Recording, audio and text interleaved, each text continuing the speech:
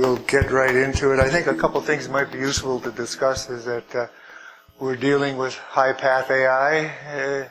Minnesotans know that, and also we have vesicular stomatitis. So these foreign animal diseases, or whatever you want to call them, they're not going away anytime soon. So I think we probably it's worthwhile to review it and share some ideas about it. Anytime you want to contact me for slides or any explanation on any of this stuff, please feel free to do so. I'll send you anything you need. First thing here is there's no such thing as a small outbreak of FMD. I'll repeat that. There's no such thing as a small FMD outbreak. If you have a pig with vesicular lesions and you've got 5 or 6 differentials, you really need to get on the stick, get samples, and get them off to the appropriate lab, Plum Island, with a priority 1. Anyone here who was in the UK or Taiwan or Japan in their recent FMD outbreaks? They may have a different perspective than I have. Be happy to hear that. This is going to be a real low-tech program, and it's certainly not going to be critical of these countries that had these outbreaks. They don't need criticism, they need help. It's a difficult chore, it's a real hard challenge, it's an absolute nightmare. So maybe we can learn a few lessons to maybe prevent it. Next slide. I put this up for Dr. Perez, Argentina. I've been there a number of times. I enjoy it very much. I remember Taiwan when I went there in '97. I thought, well, I'll never see anything like this again. I better pay attention. And a couple of years later, I was in the UK, and then a few years later, I was in Japan. So these things happen. Next. I want to spend 15 or 20 minutes on this slide. Next slide. That's a joke. My eyes roll over when I see one of those slides. It's not that it's not important, but it's hard for me to pull that together. So we'll dismiss with that and let the molecular people take care of that. Next. My comments again, it should not be critical. I'm not preaching. Everybody has a real problem with these diseases. And we had a challenge with high-path AI, and we're working on vesicular stomatitis. So please bear that in mind. Next. My mentor was Pedro Acha from the South America, Peru. He was a great man, and he understood one medicine long before it was a cottage industry as it is today. He passed away way too early. Thank you. Next slide. Okay, lessons learned. I might as well get right to the front. Like we say, your girl texts you, you want the bad news or the good news? Well, give me the bad news. Well, I'm dumping you. Well, let's get it right up front. The biggest lesson I learned from Taiwan was you got to sample. Did everybody hear that? Did you hear that in the back of the room? If you got a vesicular disease, you have to sample.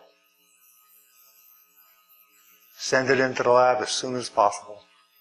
They didn't for a long time, probably up to 2 months. And by that time, this thing just blasted around the country. And what happened was, after a couple months, one of the fellows went out and saw these pale lesions in the heart, and swine vesicular disease doesn't cause pale lesions in the heart. You know, he said this is a foot and mouth disease, so they knew they were on the wrong track for a long time. Next one. Here are some dates that are useful. March 19th, May 4th. I went through all the prefectures. I don't know how it spreads so fast. I've tried to get into the literature, but again, you're in a foreign country. It's a language, customs. Same thing with Japan. Even with the UK, it's a different language, you know, and so forth. So you're always trying to thread through that sort of stuff. We have some ideas about that, but it was rapid spread. Next, and the pig density is very, very high. It's the highest in the world, except for Sampson County in North Carolina. Next slide. Typical lesion. Next slide. Now, as I was there, I'm kind of a busybody, and maybe that's being an investigative pathologist, but I'm always asking questions, always looking around. So I started reading some of the Taiwan textbooks, and this was out in their textbook. There were a bunch of pictures on SVD, which is endemic.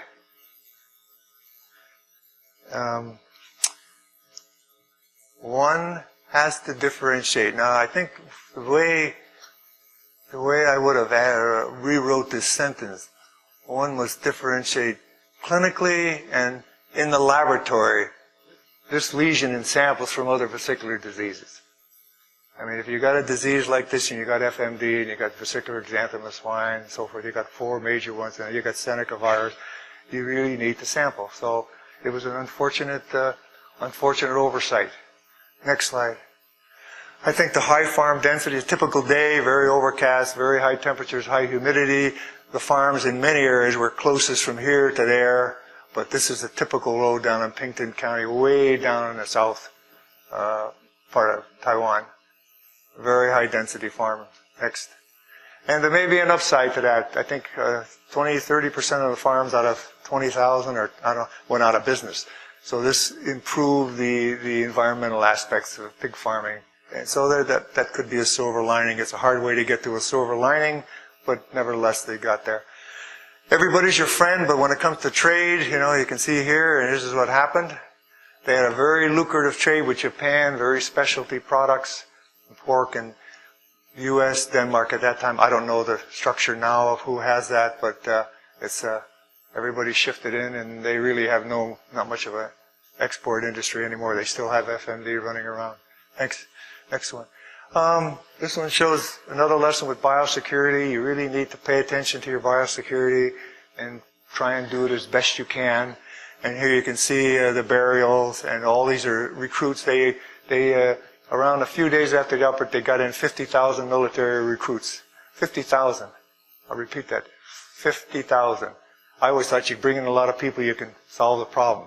50,000 still didn't solve the problem because there must have been something else going on that we couldn't figure out. But you can see the breaches in biosecurity here. I tried to star them all, but they're throwing in make-believe money for the souls of the pigs. Next slide. This guy here, completely inappropriate dress for this kind of work. Completely. I mean, he would go home that night, he might have some backyard pigs. 3 to 5 days, they're all going to break. And I saw this so many times, it was unfortunate. Next slide. How it got in there is an open book. I have my own opinion, but these are some of the possibilities. Smuggling, a lot of smuggling going on between mainland countries and into Taiwan. There was a big pig festival at that particular time, February, March, so it could be a number of these things. Next slide. Clinical comparisons. I remember I'd collect slides over the years, from different outbreaks and from different places, and I don't even know what the disease is, I'll really be honest with you. So you got all these vesicular diseases here, so it's true in Seneca, and you really can't tell any of them apart. But I'm only speaking from a pathologist's point of view. I mean, they're really dumb pathologists. Maybe you guys, ladies in the field, are really sharp, and you can distinguish one vesicle from another. I would think you're on a slippery slope if you think you can distinguish some of these diseases without laboratory support. I think your laboratory might be your best friend. Actually, by the way, I have this terrific, I think this is from the National Pork Board or one of those groups on Seneca Valley virus, and I've been following it since 1988. And it's really an interesting disease. I don't know whether Cox postulate has been fulfilled. I don't think so, but clinically it's really troubling. And if I was on a farm and I saw a case, I'd want to go in priority 1 to Plum Island or wherever else, Nile, wherever it is. I mean, it's troubling, very, very troubling. And I can't reflect back on Taiwan with swine vesicular disease. Oh, we thought it was swine vesicular disease. It's endemic. We have it every day. We're not worried about it. Surprise, surprise, surprise. Next one. Okay, the outbreak was on the 19th. I got out of there about the 21st, and I don't know how I got there so fast, but it was about it. They called in the military on the 23rd. That's about the fastest military support I've seen in any outbreak. Yet it still got away from them, and they still killed, 5, 6, 7, 9 million pigs, whatever it was. So just the idea, this is my simplistic idea, give me a lot of people and I'll help fix it. That's still not going to work. There's some intrinsic thing going on that we didn't know. So getting in the military real fast is useful, but it's still not going to prevent something from being widespread. Next one.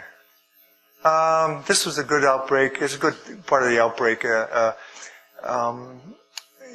press and the media are always going to be there, but they try and make him your friend. they can kill you, but try and do everything you can to make him your friend. And what I used to do is I used to carry around a little business card with the public information officer, and I'd give it to people and say, here's the public information officer. He can give you all the answers you need, also the website and everything, rather than say, blow them off and say, hey, I don't do that kind of work. That's not my job. Next one. Go back to that one, please. Actually, there's a river down in the south in Pinto, and when I went down there, the government showed me the river, and they were throwing the pigs in because they were unhappy with the indemnity.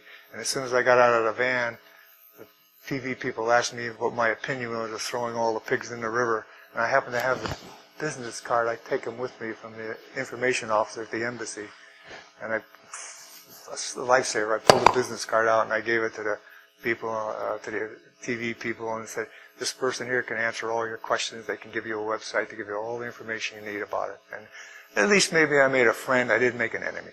Next one. Sampling, very important. We're sampling here. I knew it was something unusual because the ruminants were not affected. So I thought, something going on here that's different. I was always taught cloven hoof, but it wasn't this case. So we sampled them. Next.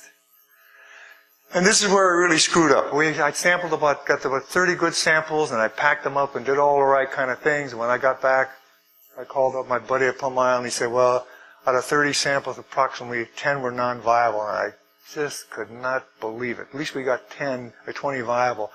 And what happened was I found out later that, maybe the next slide will show it.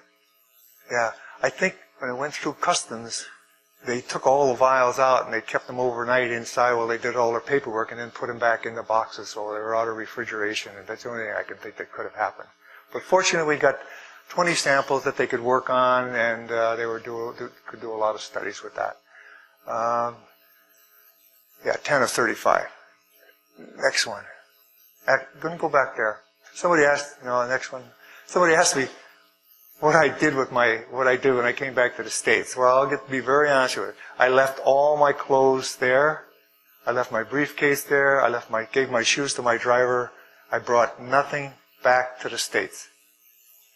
I thought, well, they could easily do a molecular analysis of this with an outbreak and tie it up real easy, so I didn't want to become famous. Next one. It was interesting to me. I learned a lot from Dr. Rodriguez from Plum Island. He said where pigs really don't build up this huge volume and exhale a lot of FMD out of their lungs. I thought maybe that might be a factor for transmission, but he said it's not the case. This was new to me, ruminants, and so I don't think we can rely on the fact that the FMDV is going to follow the books in every particular case. This was really a shocker. Next one. Can you compare the different diseases? These are some of the vesicular diseases, including the Seneca Valley. I sure can't, but I'm only a pathologist. I'm sure some of you experts can. But take a sample, get it into the lab, lab's your best friend. Next one. We did write a short report on this. I should have published it in a period, but I didn't. But it gives you a really good breakdown. I can send it to you if you want it. In detail, every single little everything I could get out of newspapers. I'd read 3 or 4 newspapers a day, drag every bit of information I could out of them, and put it in here. It's pretty much in here. Okay, let's go to the next one. Let's see. Is this the? Here we go to the UK. Okay. This was an interesting outbreak. I was over there, I think February or March, in that outbreak, and it was a very challenging outbreak. This is the guy that started it all, pigs from his farm, getting fed swill. And what they did some retrospectives, the disease had spread to anywhere from 15 to 30 farms, even before they diagnosed it as this abattoir. So there was something else going on, which I have not been able to get a hold of. But I'm still looking at paperwork, and publications still keep coming out on this. It's spread all around. Next slide. Can give you an idea. I think these things are on your website, so we don't have to worry about the numbers. A lot of animals, a lot of welfare slaughter. Next slide. And some of your differentials, I hadn't put in Seneca Valley, but I want to correct that. And this photosensitization, there's a couple of outbreaks in New Zealand in pigs, and partially that they did the priority 1 emergency response to it, and I think it was very useful. They had vesicles on the snouts. Next one. Go back to that, please. This could be one of the early reports of I think Sandy and Maas diagnosed it as idiopathic vesicular. That could be Seneca Valley. Next one. Okay, this is, 57 farms are already infected with the virus. Yep. Mm-hmm. Yeah. 10,000 vets, soldiers, a lot of people involved. Next one. This is a slippery slope. When you start dividing up these farms, and you're sitting in an office in the UK with all the ministers, and they're starting to decide, well, this is an infected premise, this is a contact, and you're out in the field, and there's a stream here, and there's a hedgerow here. Is this a contiguous premise? Is it not a contiguous premise? Is this infected? Yeah, I got an infected animal. Is it a slaughter on suspicion? It really got to be a real challenge to figure this out, and you have to be really, really careful. I think, off the top of my head, 30% of the farms we took down were not infected. I think that's conservative. I mean, that's pretty sad. We put a lot of people out of business. But it was such a vicious system. Next slide. A lot of personnel came in, from different countries, and you can see administration, loads of volunteers. Next one. You can see the different personnel coming in from different countries. Next slide. Some of the services, you wouldn't think some of these things would be very important, but in an outbreak, I found the laundry services were really good. It was free. You could always turn your laundry in every day, and you get it back the next day or two. It's simple, but it was really very convenient. Very convenient. Next. This is one of the most interesting events I've ever had in my life. And I've had a lot of them in the service and here. On this farm of a young couple who just started farming a year ago, and we're ready to put it down. It was raining, snowing, sleeting, and everything else, and we're all tired. And I come around the corner of a barn, maybe falling over almost in the muck, and I meet a guy dressed just like this. Since we have a mixed audience, I can't say what I said. But what I said, "My Lord, my chap, what are you doing dressed here all up in this suit like that with a vest?" And he said, "I'm the evaluator. I'm here to evaluate the animal so that the owner can get his money for the disposition of the animal." And I said, "My God," I said, golly gracious, why don't you go change and put on some..." I didn't. I said a whole lot of different things. But that's how it was. I found this evaluator system to be really, really challenging. And I think these guys, I've seen it sort of written, these guys were getting a cut on the evaluation of the animals.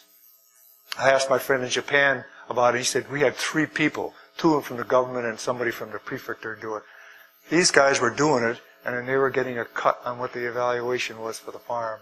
It just seemed to be, I know there needs to be a proper compensation, but it just didn't seem to be right with me. I had guys come up to me saying, "My son's retired in South Africa, I want to go surfing. I think I got a sick animal, write my farm off." I found there was a fair amount of this going on. Next. Land tripled in price for landfills, at least tripled in price. Railroad ties for burning doubled, tripled more than that in price. Same thing with coal. Even though you might have legitimate agreements in place, blah, blah, blah, when it comes to the crunch, this stuff just escalates. And there's high prices to be paid. Next. I remember I ran into the Minister of Agriculture, Brown, one day coming into our deployment center, and he said that we got to confine to one area. I never saw a guy look so beat in my whole life. They replaced him. They actually changed. It used to be MAF. They changed it to DEFRA. They changed the whole name of the Ministry of Agriculture. They really did a whole change. Next. This is something I think is important. And I think the modelers who do this modeling, maybe they say, well, if my model doesn't work, then I need to find something intrinsic. Rent a sheep, I believe, was a real factor. And I talked to a lot of farmers about this thing. That the EU had some kind of situation where if you're a sheep farmer, that you get a compensation or you have a quota and you get paid for having a certain amount of quota of sheep with subsidized farming, socialistic farming, whatever you want to call it. If you don't have enough sheep, I'll go to Fabio and say, "Fabio, the guy's coming next week from the EU. He's going to count my sheep. I need 50. You send me 50 over." He sends me 50 over the day before he comes. After the guy leaves, I send him his 50 back. I think the rent a sheep may have been a problem there. Here they are driving around on a bus. But it was something like that. I'm quite convinced, and I've seen a paper by a lawyer recently that strongly suggests this was going on. Next. Military they didn't pull any punches. They told the farmers they were infecting their own sheep. Supposedly you could buy the virus on the website. I never looked, but I wouldn't doubt it. Wouldn't doubt it. Here you got a sheep dry out. I'd like to report on an illegal movement of sheep, and here they got 3 of them on a bus. Next slide. This was one of the interesting. When you have an outbreak, you do this, you do that, you got people here. And I remember we used to do epidemiology, and I spent 1 or 2 days doing that because I was tired of working in the field and killing everything, so I'd take a break. And I found out the epidemiologists were working from 8 to 5. All the reports would come in, and you're trying to work them up. And I thought, why don't they have these people work on a night shift? So epidemiology works on a night shift. They work all night. They can process all the reports that come in, so the next day when you come into our work, you know which farms to go to. So I think it might not be a bad idea, but I'm sure there's rules and regulations that don't allow it. Next one. Here I'm on the farm. This guy took me around. We drove around on this, and I thought, God, Jesus, there's got to be a better way to look at all these sheep. You've got sheep all over the place. Next one. This was the best thing I found there when I was working, a dog. I'd go to the farm. I'd say, how many lots you got? And you say, I got 10 lots all over the place. I said, do you have a dog? Good. Take the dog. I'd go down to this field, and I'd stand over here, and I'd have the dog go down, and he'd run all the sheep up. Any sheep that didn't move, I thought was lame, pull it out and look at it. That was the only way I could figure where I could get through it anyways. It was impossible with the mud, snow, and the rain to see their feet and what was going on. But maybe a drone might help. I don't know. Next. Oh, yeah, drones are supposed to be big in agriculture. Next. This was good. This is really underestimated, the emotional impact of these diseases. A lot of problems in the UK. There's a good body of literature out there on it. This was a little card we used to have, a little plastic card that we used to give out to the people saying, if you need some help here, under all these things here on the back. I saw it with high path AI, and I thought it was not properly addressed on a number of farms that I worked on. I mean, let's face it, you're taking their livelihood right out from under them within 24 hours. We go into places, we could go into a place, one guy would go, 2 guys would come in, 2 vets, one guy would go around the house and take all the guys' guns, and the other guy would go out and kill all the animals. That's a fact. Next. Here's a guy here, he went through BSE, life was getting better, and we come in and say, hey, we're here from the government, we're on FMD control, we're going to kill everything for you. So he did himself in. Next. Farmers know a lot. Here's a farmer near Dartmoor, and this guy had a string, and he knew all about it. He could measure everything, and he knew. So I figured if you're going to try and bluff them, the best thing is tell them the truth. So I always was straight up front with these guys. Here's what I know, here's what I don't know, and let's go from there. Next. And here's one guy came to, it's not his picture, but he was a real SOB, and he wouldn't let me on his farm. I thought we were going to have a fist fight, and I wasn't going to have a fist fight. So he told me the virus can even go in my tonsils and all of this stuff. And I thought, where the heck? And he said, it can go on your hair. So I showed him I was bald, and he said, come on the farm. But I don't think you can fool these people. At least we couldn't. Tell them the truth, tell them what you know, and go about your business. Next. Military was a lifesaver for us. Everything is different, every country's different, but we were so far behind the ball, we were dying. Did you go to a guy's farm and you have 200 animals in his back, all dead for 2 weeks, not being disposed of or anything? The British called in the military, and overnight it changed. Overnight. Now that's their system. Why it took them 27 days to call in the military is another question, politics. But the military was a great help there. I remember I was counting that. It worked out good. Next. Typical way for the politicians, don't vaccinate, don't visit, vaccinate, visit the country. It's a difficult situation at best. Big challenge. Next slide. Okay, let's try Japan. I think we're in good shape. Japan was interesting. Britain did cull with no vaccination. Yeah, Britain did all cull. And Taiwan did mass vaccination. They let the farmers vaccinate. So it was and Japan did vaccinate to kill. So there's 3 different procedures here. And we were down here, I go here once or twice a year for the last 6 years and teach down there, and just to give you an idea of the population. Next slide. We'll get through these quick. Miyazaki beef. You hear of Kobe beef, and there's another one, wasabi or whatever. The originator beef is Miyazaki beef. That's the originator of this stuff. It's a very, very, very valuable product. Next. Next. And you can get an idea of the outbreak down here. and they had one 10 years ago. First time in 90-something years they've had any outbreaks of FMD. Next one.